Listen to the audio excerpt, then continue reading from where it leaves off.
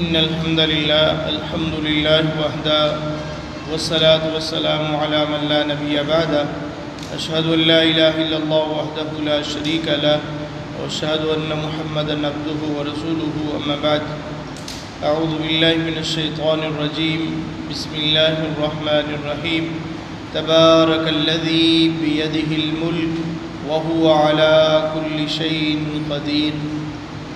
بابرکت ہے وہ ذات جس کے ہاتھ میں قبضہ قدرت میں بادشاہت ہے وَهُوَ عَلَى كُلِّ شَيْءٍ قَدِيرٌ وہ ہر چیز پہ قدرت کا مالک ہے۔ یہ 29واں پارہ اس کی ابتدا ہو رہی ہے، سورۃ الملک ہے۔ یہ وہی سورت ہے جس کے بارے میں اللہ کے نبی صلی اللہ علیہ وسلم کا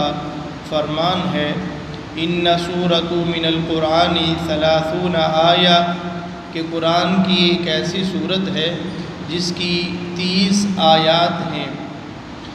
شفعت لرجل حتی غفر له وہی سورۃ تبارک الذی بیدہ الملک، کل قیامت کے دن یہ سورت اپنے پڑھنے والے کی شفاعت کرے گی حتی غفر له، یہاں تک کہ اس کو معاف کر دیا جائے گا۔ دوسری روایت میں اللہ کے نبی صلی اللہ علیہ وسلم کا یہ عمل ثابت ہے کہ آقا علیہ السلام رات کے وقت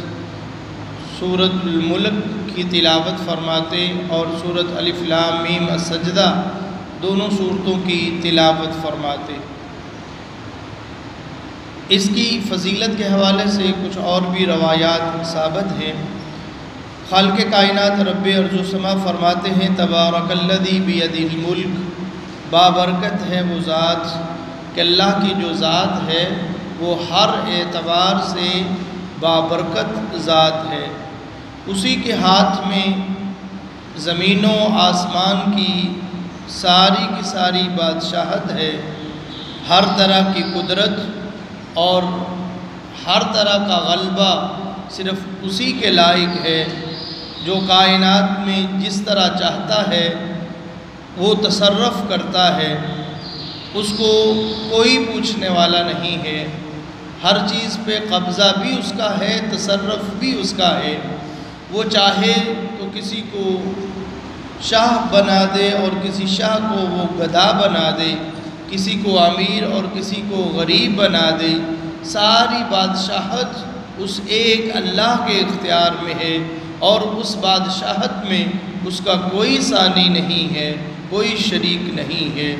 اس کی حکمت، اس کی مشیت میں، اس کے تصرف میں، اس کے حکم میں اس کا کوئی دوسرا شامل نہیں ہے اور نہ ہی اس کو کوئی پوچھنے والا ہے۔ اللہ کی ذات وہ بابرکت ذات ہے۔ الذی خلق الموت والحیات لیبلوکم ایکم احسن عملا وہو العزیز الغفور، وہی ذات ہے اللہ کی جس نے موت اور حیات زندگی کو پیدا کیا ہے، لیبلوکم ایکم احسن عملا، اور اس موت اور زندگی کو پیدا کرنے کا مقصد یہ ہے کہ وہ تمہاری آزمائش کرے، لیبلوکم تمہیں آزمائے، ایکم احسن عملا کہ اس دنیا میں آ کر کے احسن عمل کرنے والا کون ہے، وَهُوَ الْعَزِيزُ الْغَفُورُ وہ غالب بھی ہے اور بخشنے والا بھی ہے۔ الَّذِي خَلَقَ سَبْعَ سَمَاوَاتٍ طِبَاقًا، یہ ذات وہ ذات ہے کہ جس نے 7 آسمانوں کو تہ بتہ پیدا کیا ہے۔ مَا تَرَىٰ فِي خَلْقِ الرَّحْمَٰنِ مِن تَفَاوُتٍ، اللہ کی تخلیق میں آپ کو کوئی کمی، کوئی کجروی، کوئی تفاوت وہ نظر نہیں آئے گا۔ فَارْجِعِ الْبَصَرَ هَلْ تَرَىٰ مِن فُطُورٍ، اللہ احکم الحاکمین فرماتے ہیں اگر تمہیں اس میں یقین نہیں ہے، فَارْجِعِ الْبَصَرَ اپنی آنکھوں کو بلند کیجئے، اپنی نگاہوں کو لٹائیے، هَلْ تَرَىٰ مِن فُطُورٍ کیا اس اللہ کی کاریگری میں، کیا اللہ کی بناوٹ میں، کیا اللہ کی اس آسمانوں کو بنانے میں کیا آپ کو کوئی خلا نظر آتا ہے؟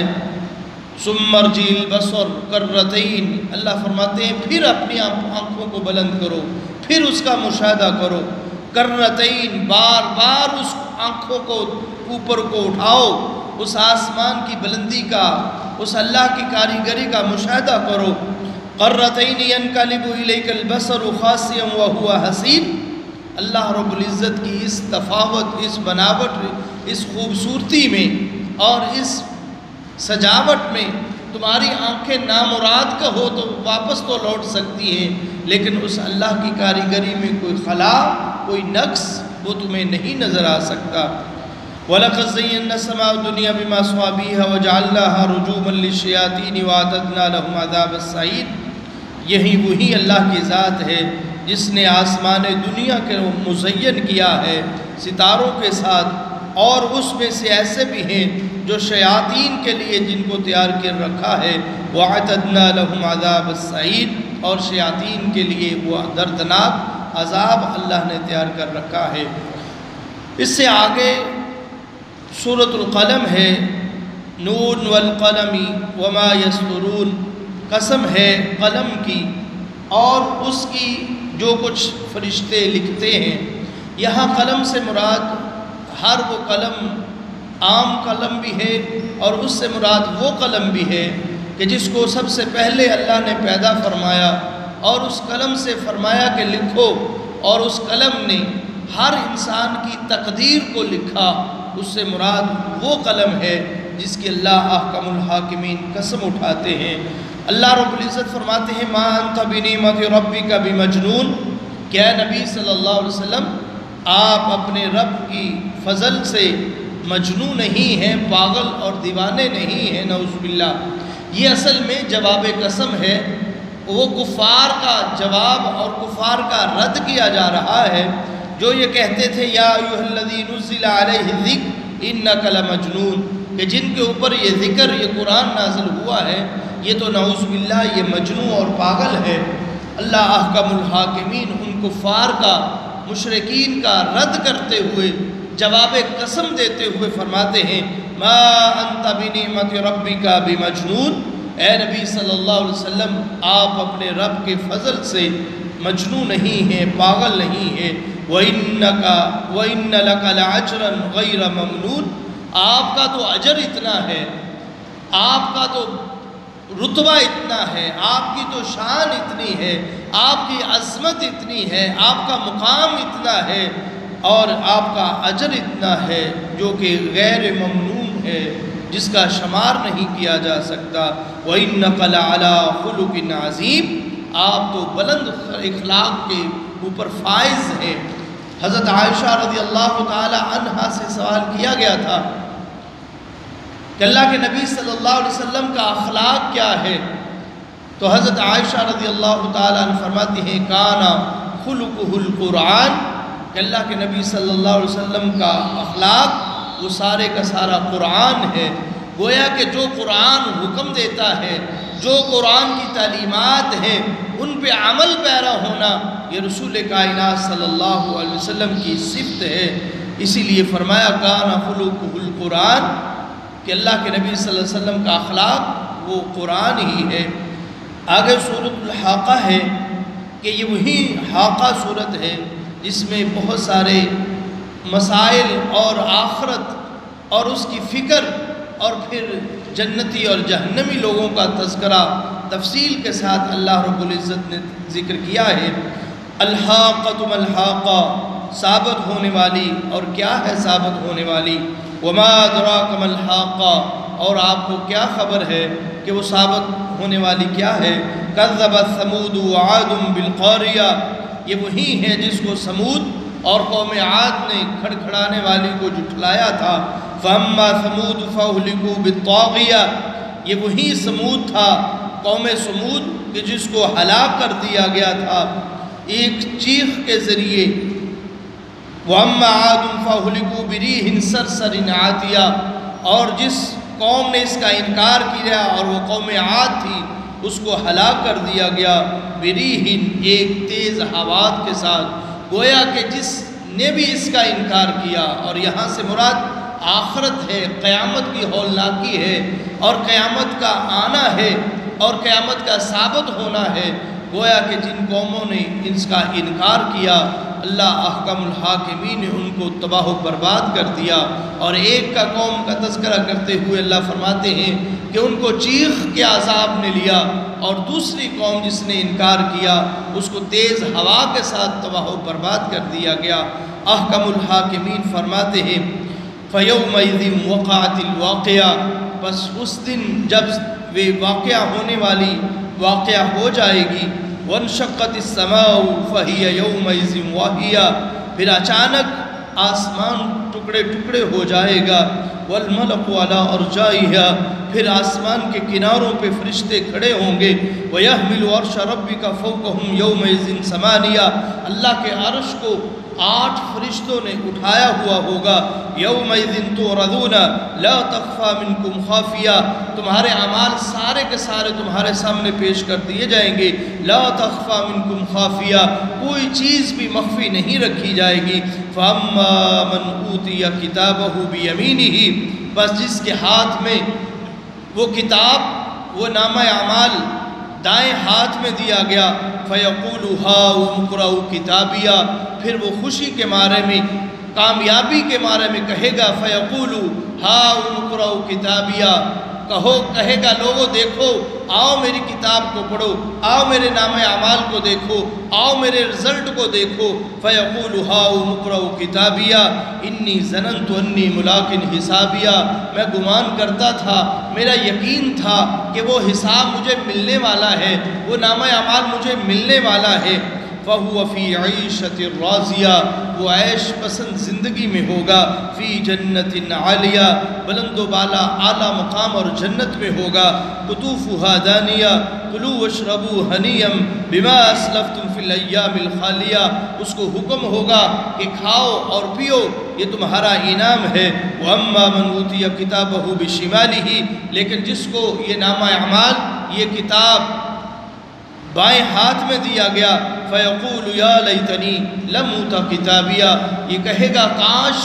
یہ مجھے کتاب دی ہی نہ جاتی، یہ نامہ اعمال مجھے دیا ہی نہ جاتا، یہ رزلٹ مجھے تھمایا ہی نہ جاتا۔ فَيَقُولُ يَا لَيْتَنِي لَمْ أُوتَ کِتَابِیَهْ، کاش یہ مجھے کتاب نہ دی جاتی، وَلَمْ أَدْرِ مَا حِسَابِیَهْ، اور میرا حساب نہ لیا جاتا۔ یا لیتہا کانت القاضیہ، کاش موت میں ہی میرا کافی کر دیا جاتا۔ ما اغنی عنی مالیہ، میرے مال نے مجھے کوئی فائدہ نہیں دیا۔ ہلک عنی سلطانیہ، میری بادشاہت نے مجھے ہلاک کر دیا۔ خذوہ فغلوا، اللہ احکم الحاکمین فرمائیں گے میرے فرشتوں، خذوہ فغلوا، اس کو پکڑ لو اور اس کو جکڑ لو، ثم الجحیم صلو، اس کو جہنم کی طرف دھکیل دو، ثم فی سلسلۃ ذرعها 70 ذراعا فاسلکوہ، پھر اس کو جکڑ دو زنجیروں میں جکڑ کر کے، اور 70 ہاتھ لمبی زنجیروں میں اس کو جکڑ کر کے اس کو جہنم میں پھینک دو۔ انہ کان لا یؤمن باللہ العظیم، اس لیے کہ یہ اللہ پہ ایمان نہیں لانے والا تھا۔ ولا یحض علی طعام المسکین، یہ مسکین کے کھانے کی ترغیب نہیں دیتا تھا۔ فلیس لہ اليوم ہاہنا حمیم ولا طعام الا من غسلین لا یاکلہ الا الخاطئون، اب اس کے لیے انجام یہ ہے کہ یہ جہنمیوں کا پیے گا، یہی اس کے لیے کھانا ہے، اس لیے اس کے علاوہ یہ کھانا نہیں ہے۔ لا یاکلہ الا الخاطئون، اس کو کھانا کھاتے ہی وہ لوگ ہیں، یہ وہی ان کے کھانا ہے جو گناہگار ہیں، سیاکار ہیں، جو کل قیامت کے دن پہ یقین نہیں رکھتے تھے۔ خالق کائنات رب ارض و سما نے ان لوگوں کا گویا کہ دونوں گروہوں کا تذکرہ کیا ہے، اور احکم الحاکمین نے آگے سورۃ جن کا تذکرہ کیا ہے۔ قل اوحی الی انہ استمع نفر من الجن فقالوا انا سمعنا قرآنا عجبا، کہ جب جنوں کی ایک جماعت نے قرآن کو سنا اور پھر انہوں نے کہا کہ انا سمعنا قرآنا عجبا، قرآن کی صداقت کو مانا، قرآن کی حقانیت کو تسلیم کیا، اور انہوں نے کہا کہ ہم نے ایک عجیب قرآن کو سنا ہے۔ یہدی الی الرشد فآمنا بہ، وہ نیکی کی طرف، ہدایت کی طرف، رشد کی طرف رہنمائی کرنے والا ہے، ہم